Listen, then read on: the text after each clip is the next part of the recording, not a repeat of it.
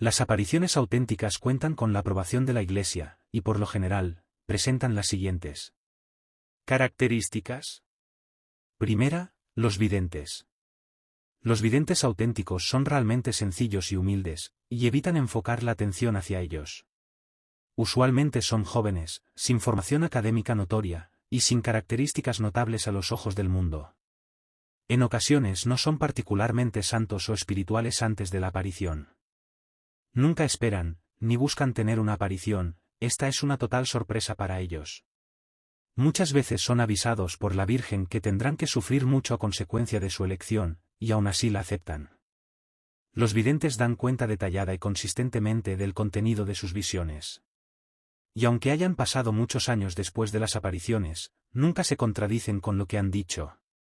Para discernir acerca de la autenticidad de un vidente, cabe preguntar: ¿es capaz de obedecer a las autoridades de la Iglesia si le piden que guarde silencio?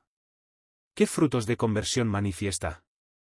¿Ha aceptado favores personales o dinero a cambio de lo que revela? ¿Admite la posibilidad de que las visiones pueden ser ilusorias o exige que todos le crean? ¿Llevan lo posible una vida normal cristiana, o siente necesidad de tener siempre algún hecho sobrenatural? Segunda, el sitio de las apariciones. Tienden a ocurrir en lugares aislados y de silencio. Suelen ser lugares que invitan a la oración.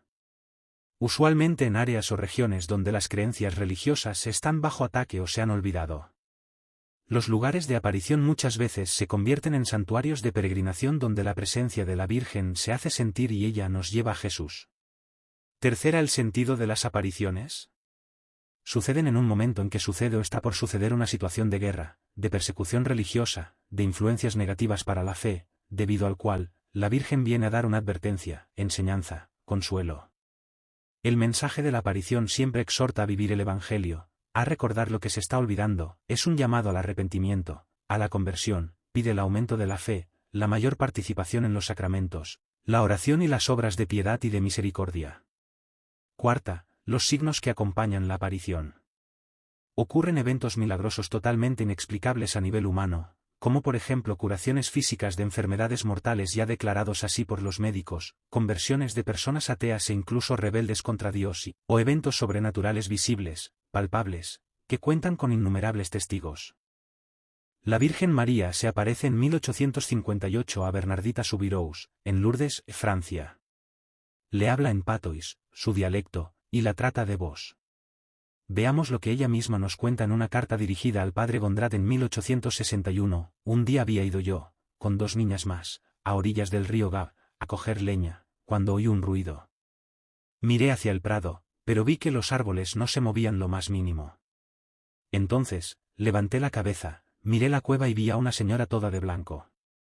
Llevaba una túnica blanca y un ceñidor azul, y sobre cada uno de sus pies tenía una rosa de un color entre blanco y amarillo, del mismo color que su rosario. Al verla, me froté los ojos, creyendo que me engañaba, metí las manos en el bolsillo, donde encontré el rosario. Quise también persignarme, pero no pude llevar la mano a la frente, sino que se me cayó sin fuerzas. Pero, al persignarse aquella señora, yo también lo intenté, aunque la mano me temblaba, pude hacerlo por fin. Al mismo tiempo, empecé a rezar el rosario, mientras la señora iba pasando también las cuentas de su rosario, aunque sin mover los labios. Cuando terminé el rosario, la visión se desvaneció al momento. Allí volví el domingo, movida por una fuerza interior. Aquella señora no me habló hasta la tercera vez y me preguntó si quería ir a verla durante 15 días. Yo le respondí que sí. Ella añadió que tenía que decirles a los sacerdotes que procuren que se le edifique una capilla en aquel mismo lugar, luego me mandó que bebiese de la fuente. Como no veía ninguna fuente, me dirigía al río Gave, pero ella me indicó que no se refería a él y con el dedo me señaló la fuente. Me acerqué a ella y no encontré más que un poco de agua fangosa. Acerqué la mano, pero no pude recoger ni una gota. Entonces, comencé a rascar y finalmente pude recoger un poco de agua, la arrojé 3 veces y a la cuarta ya pude beber. La visión desapareció. Volví allí durante 15 días y la señora se me apareció cada día fuera de un lunes y un viernes, insistiendo en que tenía que decir a los sacerdotes que se le había de edificar allí una capilla, que tenía que rogar por la conversión de los pecadores y que rezara el rosario todos los días. Varias veces le pregunté quién era, pero ella se limitaba a sonreír dulcemente. Finalmente, poniendo los brazos en alto y levantando los ojos al cielo, me dijo: «Yo soy la Inmaculada Concepción».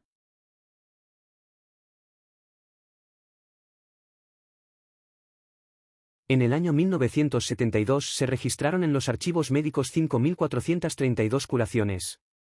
Estas curaciones ocurrieron desde el primer día en que apareció la fuente sagrada. El 28 de febrero de aquel año 1858, una campesina acude con sus 2 menores hijos, estando a punto de dar a luz el tercero. Tenía la mano derecha paralizada, con los dedos retorcidos, a causa de una caída. Llega hasta la fuente e introduce la mano en el agua, repentinamente, queda sana. Corre hasta su casa para dar la buena noticia y allí, sin ayuda de nadie y, casi sin dolores, da a luz a su tercer hijo, que llegará a ser sacerdote. Fue la primera curación milagrosa que el obispo incluirá en sus investigaciones para declarar, como obra de Dios, los sucesos de Lourdes. El mismo doctor Dozous, que durante las apariciones observaba a Bernardita en éxtasis, tuvo que reconocer algunos milagros, por ejemplo, ver que la llama de un gran cirio ardía en sus manos, lamiéndole los dedos sin quemarla. Por eso, él también dijo: «Ahora creo». Uno de los grandes convertidos de Lourdes es Alexis Carrel, 1873 a 1944, Premio Nobel de Medicina. En su libro Un viaje a Lourdes, cuenta cómo fue a Lourdes como curioso y ante sus ojos ocurrió el milagro de la curación de una mujer que estaba moribunda. Carrel escribió: «Eran las 3 de la tarde, cuando María Ferrand dijo: «Estoy curada». Se le dio una taza de leche. El dolor y la tumefacción habían desaparecido. Era realmente una cosa imposible, era algo inesperado, acababa de realizarse un milagro ante mis propios ojos. Aquella misma noche se la pasó en la basílica, pidiendo fe y le decía a María: «Madre mía, vos habéis querido responder a mis dudas con un milagro deslumbrante. Yo no lo sé ver y todavía dudo. Pero mi deseo más grande y la meta de todas mis aspiraciones es creer». Así, poco a poco, llegó a la conversión y a una vida de auténtica fe. Escribió un libro sobre la necesidad de la oración y otro, Meditaciones, donde dice: «Perdóname, Dios mío, todas las faltas de mi vida. Me entrego totalmente a vos con la pena infinita de haber pasado como un ciego sin fe a través de mi vida. Os ofrezco todo lo que me queda, sacrifico voluntariamente mi vida como una plegaria y os pido que me guiéis por el verdadero camino, el camino de los sencillos, de los que aman y rezan». Realmente, María es una madre maravillosa. ¿Cuántas conversiones, curaciones y bendiciones se reciben en este gran santuario de María?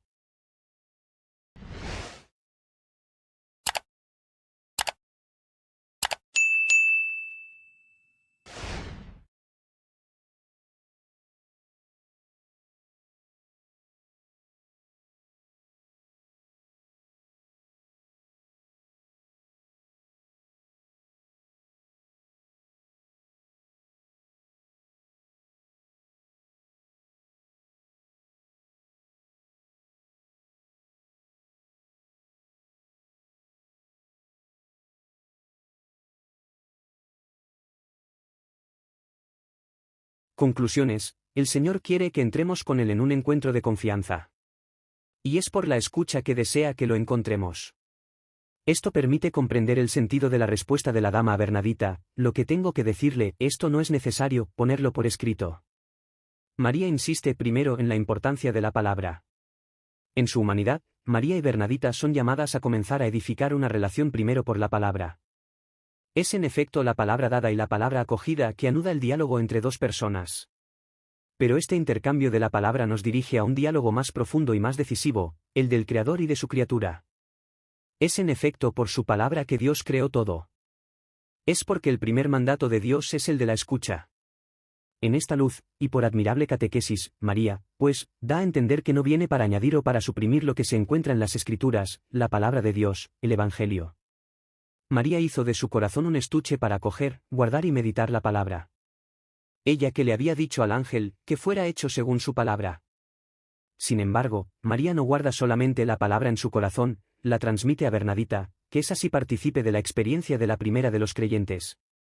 Por la palabra tan recibida, Bernardita es invitada a entrar en un camino nuevo. Se trata primero de dejar al otro entrar en su vida, por su palabra. En el Evangelio, cuando Jesús se encuentra frente a corazones endurecidos, no puede hablar. La acogida de la palabra ya supone un principio de conversión. Para Bernardita, que no sabe leer ni escribir, el hecho de que el diálogo se sitúe al nivel de la palabra ya es una liberación. La dama misma, en efecto, se dirige a ella de igual a igual, lo que permite a Bernadita responder de la mejor forma por la confianza que se le concede. A menudo, nuestros propios proyectos reposan en nuestras inseguridades, nuestros pequeños cálculos, nuestras ambiciones vanas. Y muy rápidamente, nos sentimos decepcionados cuando lo que emprendemos es suspendido. Así como María y Bernadita, somos llamados a escuchar la palabra de Dios para que nos ilumine y dé un sentido nuevo a nuestra existencia. Es en la actitud de confianza, que a veces puede parecernos dolorosa, donde logramos salir de uno mismo y abrirnos para el verdadero encuentro con Dios y nuestros hermanos.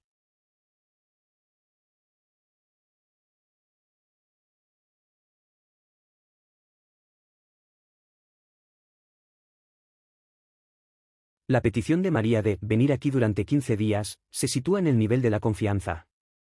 En efecto, no da ningún detalle, ningún programa, y ella misma no se compromete a acudir a la cita que propone. ¿Cómo no pensar en la llamada de Abraham, el padre de los creyentes, en quien el Señor había dicho solamente: deja tu país, tu parentesco y la casa de tu padre, parte al país que te señalaré? Abraham se fue como el Señor se lo había dicho. Esta palabra clarifica en el Evangelio por la llamada que Jesús les envía a los primeros discípulos: venga y vea. Se trata pues de entrar en una relación de confianza, que caracteriza al discípulo y que es la previa a la experiencia de la fe. Lo que le es pedido a Bernadita no es difícil, sino exige ponerlo en práctica para comprender el contenido. En efecto, se trata de algo simple pero misterioso, que puede cumplirse solo con una respuesta positiva. Por fin, Bernadita no es llamada al día de la primera aparición, sino en el del tercer encuentro. No estaba dispuesta a oír esta palabra. Debió primero dar el primer paso a la confianza. Para nosotros mismos, las llamadas del Señor se dirigen siempre a nuestra libertad. Necesitan pues una respuesta de nuestra parte, concretando nuestra elección. Nuestra respuesta entonces nos introduce en el proyecto de Dios y en la gracia que nos da para llevar a cabo nuestra elección. Así como para Bernadita, nuestro proyecto se inscribe en un lugar y en una duración precisa, sea se trate del matrimonio, del celibato, de la vida religiosa, del sacerdocio. Respondiendo a una o la otra de estas llamadas, cada uno recibe la gracia necesaria, a veces concretada en un sacramento, para permitirle llevar a cabo su proyecto, su realización plena en armonía con del Dios. No obstante, eso no se hace sin dificultad. Cada uno, en efecto, debe llevar su cruz. Es así, María no promete a Bernadita de aparecer durante 15 días, sino le pide venir durante 15 días. De hecho, 2 veces, María no aparecerá para Bernardita. Pero en el día a día de cada aparición, la respuesta de Bernadita se revelará también difícil de cumplir. Muchas veces, en efecto, tendrá obstáculos que hay que atravesar. Para ella, esencialmente serán las prohibiciones primero de su propia familia, luego las de las autoridades, que le harán difícil ir a la gruta, como prometió. Sin embargo, cada vez, un acontecimiento inesperado derribará la situación, lo que finalmente le permitirá a Bernadita ser fiel a su palabra. La petición de María, oferente a Bernadita, de hacerle el favor de venir a la gruta durante 15 días, se abre a una promesa por la respuesta positiva de Bernadita: no le prometo la felicidad de este mundo sino del otro mundo. ¿De qué felicidad se trata? Todo ser humano aspira a la felicidad. Y la felicidad puede encontrarse a diferentes niveles. No obstante, la felicidad de este mundo es efímera, mientras que el que le propone María a Bernadita, la felicidad del otro mundo, está unida a lo que es propuesto por Jesús en el Evangelio. Esta felicidad es el fruto del don que hacemos de nuestra propia vida. ¿Quién puede quitarles a los padres la alegría de levantar a sus niños, dando su vida por ellos en la perseverancia y la fidelidad a lo largo de los años? ¿Quién puede quitar la felicidad a quien dio su vida para servir a los pobres, los enfermos y todos los que están en el desamparo? ¿Quién puede quitar la alegría y la fidelidad a una palabra dada y vivida hasta en sus últimas consecuencias? ¿Qué puede arrebatar la satisfacción profunda que da el trabajo bien cumplido en la transparencia, la generosidad y la competencia? Nadie puede quitar esta paz, esta alegría, esta felicidad. Cuando un cristiano regala su vida, entra, como Bernadita, en la alegría del otro mundo. Conoce entonces el reino de los cielos que Jesús presenta en el Evangelio a través de parábolas que conciernen siempre a algo esencial, que está del orden del amor sin el cual todo es vano.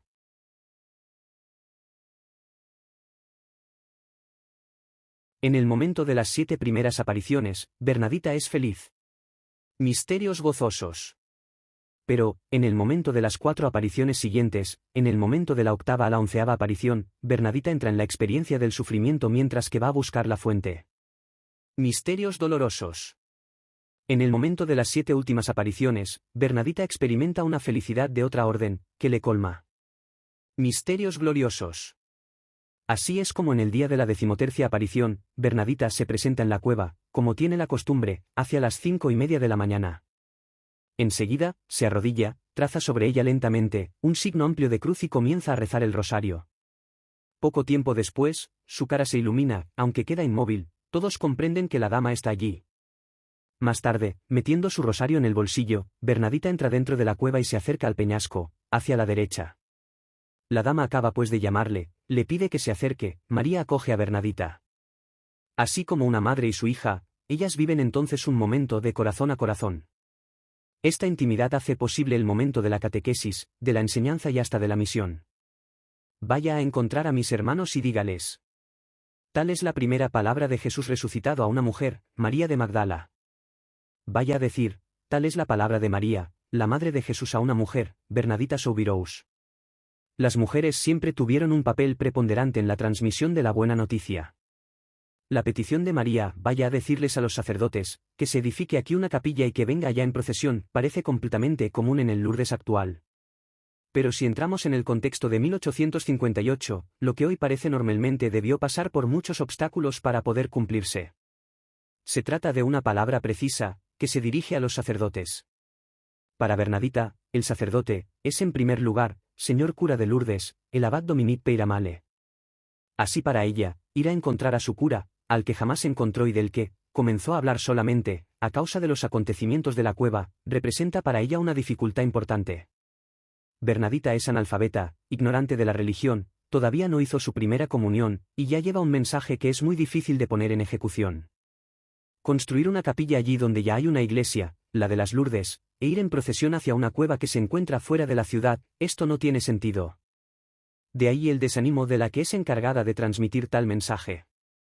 El profeta Jeremías exclamaba delante de Dios, Señor, verdaderamente, no sé hablar porque soy un niño.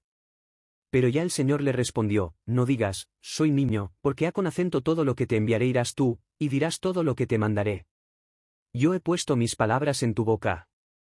A nosotros también, posiblemente nos pasó que tengamos que decir palabras difíciles, dando testimonio de la fe, pero también otros nos dirigieron que testimoniábamos la fe de la Iglesia. También pensemos en la Virgen María que acoge la misión transmitida por el ángel a través de palabras, también difíciles. El ángel entonces la tranquiliza, le dice, nada es imposible a Dios. ¿De qué se trata? De edificar una capilla.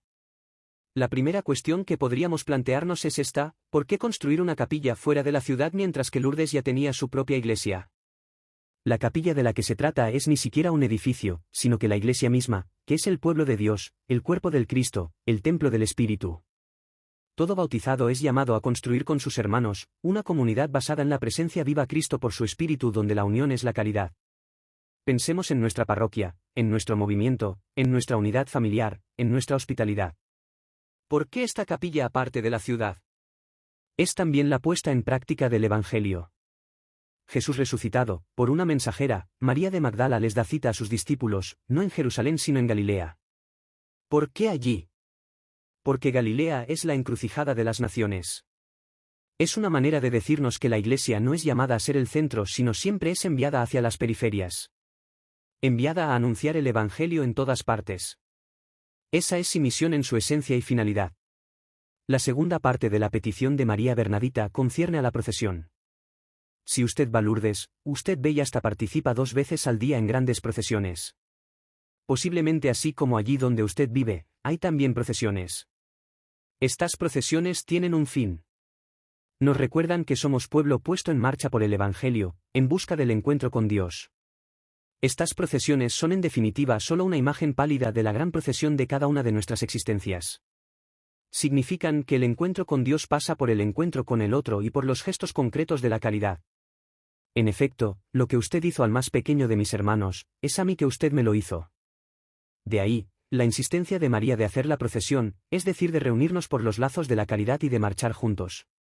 Esta petición de construir una capilla y de hacer una procesión está unida con descubrimiento de la fuente, porque es posible solo si somos capaces de buscar en lo más hondo de mí mismo y en el corazón del otro, el amor que el Señor difundió en nuestro corazón.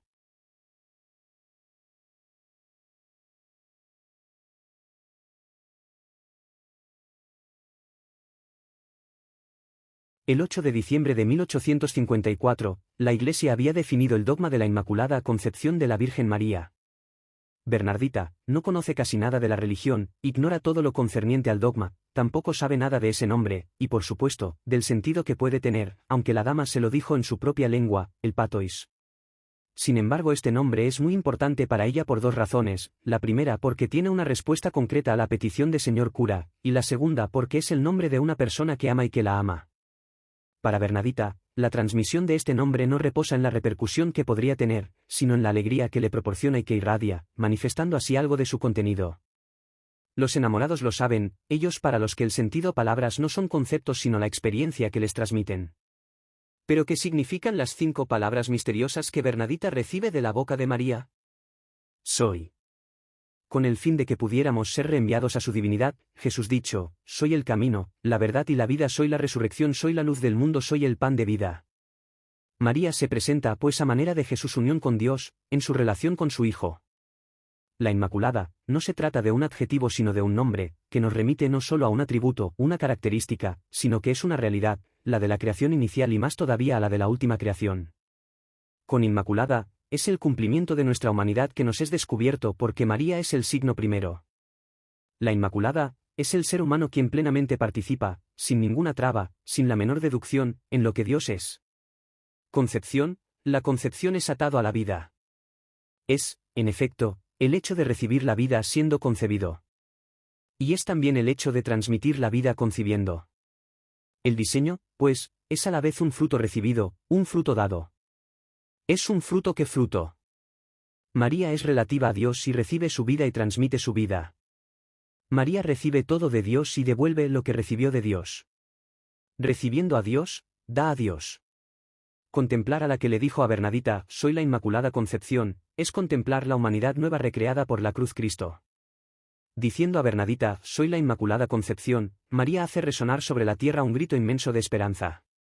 El dolor y la muerte pues no se quedan con la última palabra, ya que, por la voluntad de Dios, y la ley entró para que el pecado abundase, pero cuando el pecado abundó, sobreabundó la gracia. Escuchar decir, soy la Inmaculada Concepción, hace comprender a Bernardita que esta dama que se le aparece es del otro mundo, que se le representa sin deformación, sin limitación, sin nada roto. Es por otra parte, lo que hizo decirle a uno de los primeros capellanes de Lourdes, el padre Duboé, a padre de Garaisón, esta afirmación magnífica, el futuro de Lourdes, es la Inmaculada Concepción. Es verdad, pero hay que ir hasta el fin diciendo, el futuro de la humanidad, es la Inmaculada Concepción. He aquí que esta afirmación debe permitir a cada bautizado, a cada persona que accede al tesoro recibido por Bernardita tener una mirada positiva, optimista y confiada en su futuro y el de la humanidad. En efecto, no habiendo creado el dolor, Dios no quiere el dolor y triunfó, para siempre, sobre el dolor por la cruz de su Hijo, Jesús Cristo. Desde entonces, el sentido de toda vida cristiana es asociarse lo más íntimamente posible con Cristo, el vencedor del dolor. Esto debe conducir totalmente al bautizado a tomar compromisos concretos, en coherencia con la que dijo, soy la Inmaculada Concepción. Para los cristianos, luchar contra el dolor bajo todas sus formas, no es una opción sino un deber, una obligación, una necesidad que les incumbe. Debemos luchar contra la injusticia, la violencia, la miseria. Debemos comprometernos a favor de la vida. Debemos proteger nuestro entorno. Debemos ser unos artesanos de paz. Debemos trabajar en favor del hombre, a favor de la dignidad de toda persona humana. Debemos trabajar para mitigar el dolor, la enfermedad, la desgracia. Cada uno encontrará el terreno de su acción. Todos llevarán su compromiso, en la oración. Así todos harán presentes a los que están unidos a Cristo en la contemplación de la que dice, soy la Inmaculada Concepción. Una conclusión clara de todo lo que hemos anotado anteriormente es que Dios es el Señor y dueño de la historia humana. Dios conoce el futuro y dirige la historia de los hombres, pero respeta la libertad humana. De ahí viene la aparente contradicción de que, muchas veces, parece que Dios pierde la batalla y la ganan los malos. Sin embargo, aun en medio de la aparente derrota temporal, Dios siempre triunfa, para la eternidad, como triunfó en la muerte de Cristo, pues de ella surgió la salvación del mundo. En la visión de Fátima, la sangre de los mártires, unida a la de Cristo, da frutos de salvación. Y, muchas veces, después de las guerras y tragedias humanas, viene la purificación y la salvación esplendorosa.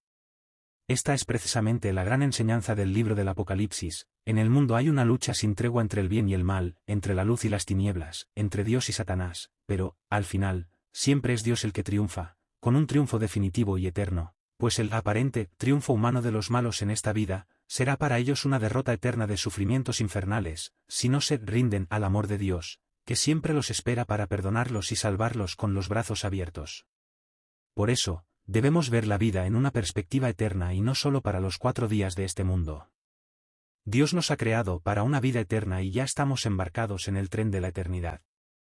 ¿Cómo será esta vida eterna? Depende de nosotros. Dios no quiere imponernos su voluntad, nos deja escoger con libertad, o con él o contra él. Lamentablemente, muchos hombres deciden independizarse de Dios y fabricarse su propia felicidad, sin Dios y contra Dios, y sin darse cuenta se fabrican su propio infierno eterno. La historia humana depende de la acción de Dios, que nunca abandona a sus hijos, pero también de la libertad humana. Dios, como Padre amoroso, no puede resignarse a la condenación eterna de sus hijos queridos y, por todos los medios posibles, los invita a la conversión y al arrepentimiento. Las apariciones de María, a lo largo de los siglos, son solamente uno de tantos medios que Dios usa para traer a sus hijos al camino del bien, de la salvación y de la felicidad. Para salvarlos, en el mensaje de Fátima se proponen algunos medios sencillos: la devoción al Inmaculado Corazón de María, la consagración a su Inmaculado Corazón, y la comunión reparadora de los 5 primeros sábados y el rezo diario del rosario. Todo ello tiene como meta la salvación de las almas. La visión del infierno, así como las otras visiones de la tercera parte del secreto de otras apariciones marianas, tienen siempre como meta la salvación eterna. Dios permite que María, como buena madre, se preocupe de sus hijos y les salga al paso para avisarles de los peligros. Además, alienta a los perseguidos y a los mártires, porque su sangre será fecunda y así podrán salvar muchas almas. ¿Y tú, cómo respondes en tu vida personal a los amorosos llamados de Dios por medio de María? ¿Estás en el camino de Dios y de la salvación? No te preocupes demasiado por el futuro del mundo o por tu propio futuro. Confía en Dios, ponte confiadamente en sus manos de Padre y deja que Él guíe tu vida. La providencia de Dios amanece siempre antes que el sol, la cordaire. Dios es el Señor de la historia humana y de tu propia historia, descansa tranquilo entre sus brazos, y déjate guiar. Tú eres su hijo y Él te ama. María es tu madre y un ángel de Dios siempre te acompaña. No temas. Dios es más grande que todos tus pecados y siempre está dispuesto a perdonarte.